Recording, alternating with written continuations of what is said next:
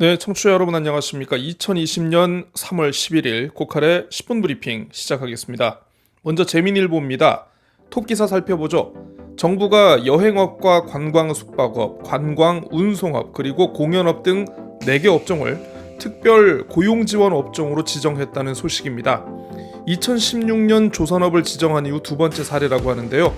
고용유지 지원금이 확대되고 각종 재해보험료의 납부 유예, 그리고 체납 처분 집행이 유예된다고 합니다만 생계 지원이 제한적이어서 도민들의 실제 체감도는 낮지 않겠느냐라고 짚고 있습니다.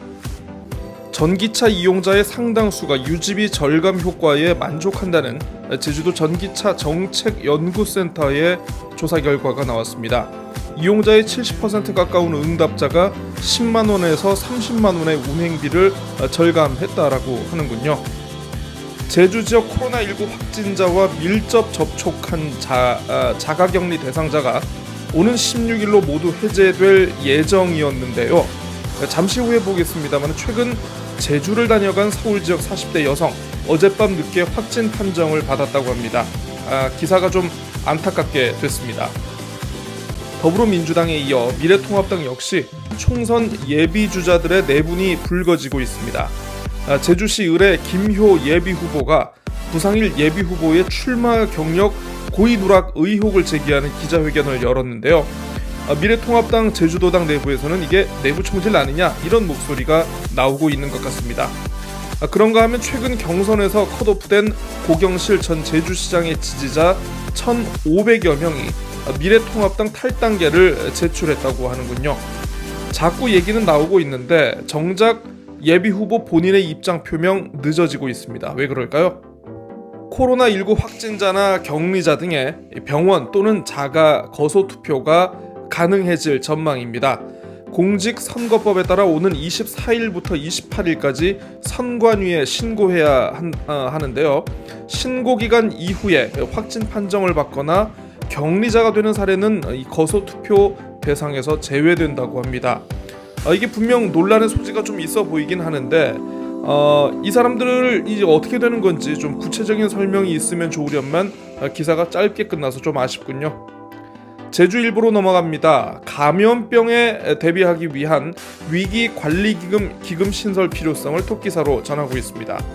사스 그리고 신종플루, 메르스 등 전 세계적으로 혹은 여러 국가에 걸쳐 몇 년 단위로 반복되고 있는 이 전염병 사태를 선도적으로 대응해야 한다는 이유를 내세우고 있습니다. 서울에 거주하는 40대 여성이 어제 코로나19 확진 판정을 받았다는 말씀 아까 시작 부분에 잠시 전해드렸는데요. 해당 여성 지난 4일 증상이 시작된 후에 7일에는 제주를 다녀갔다라고 합니다.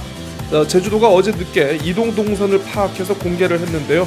주로 제주시 조천읍 함덕 지역을 방문을 했군요. 지난해 많은 논란이 됐던 사파리월드 조성 사업이 최근 자연체험파크로 이름을 바꾸고 사업계획을 대폭 수정했다고 합니다. 모레 제주도가 도시건축 공동위원회를 열고 승인 여부를 논의할 예정이라고 합니다만 사자와 기린, 코끼리 같은 동물 대신 제주 흑우와 소, 노루 등을 키울 예정이라고 하는군요.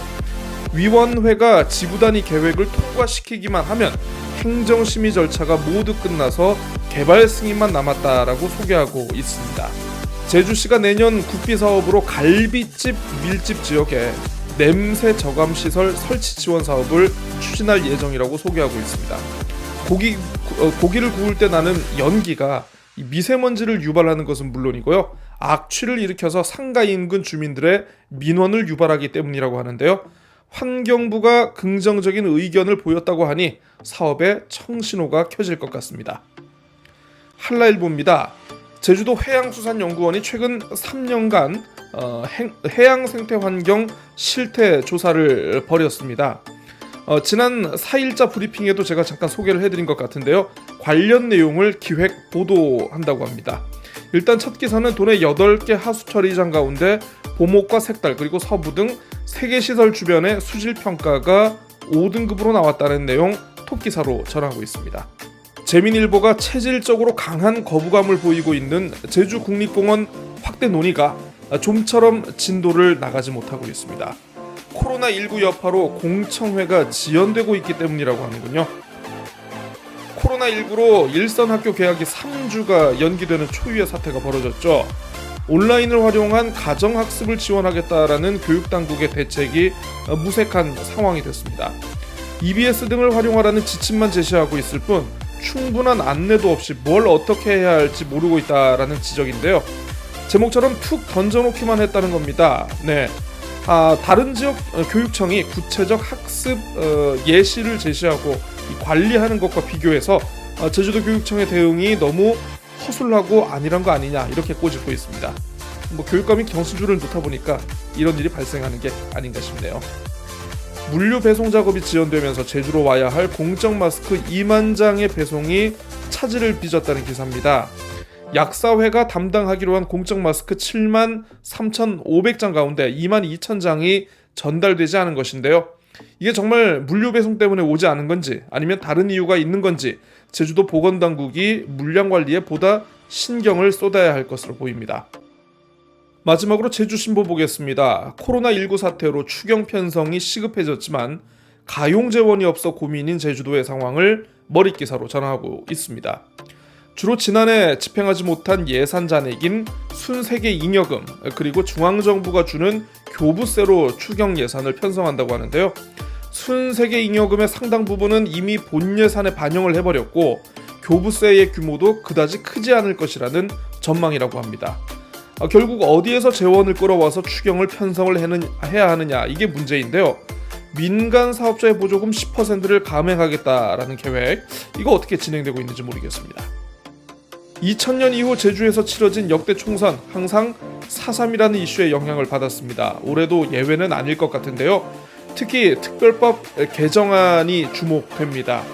민주당은 미래통합당 때문에 처리하지 못했다라고 하고 통합당은 무슨 소리냐? 정부 부처의 조율이 이루어지지 않은 문제를 왜 자신들에게 떠넘기냐라면서 책임 공방 중입니다. 사실 도민들도 이게 굉장히 궁금한 문제거든요. 특별법 무산의 책임 과연 어디에 있는지 말이죠. 미래통합당 장성철 예비후보가 책임론을 제기한 민주당 위성건 의원에게 공개 토론을 제안했다고 하는군요. 꼭 성사됐으면 하는 바람입니다. 네, 고칼의 10분 브리핑 오늘은 여기까지입니다. 저는 내일 다시 돌아오죠. 안녕히 계십시오.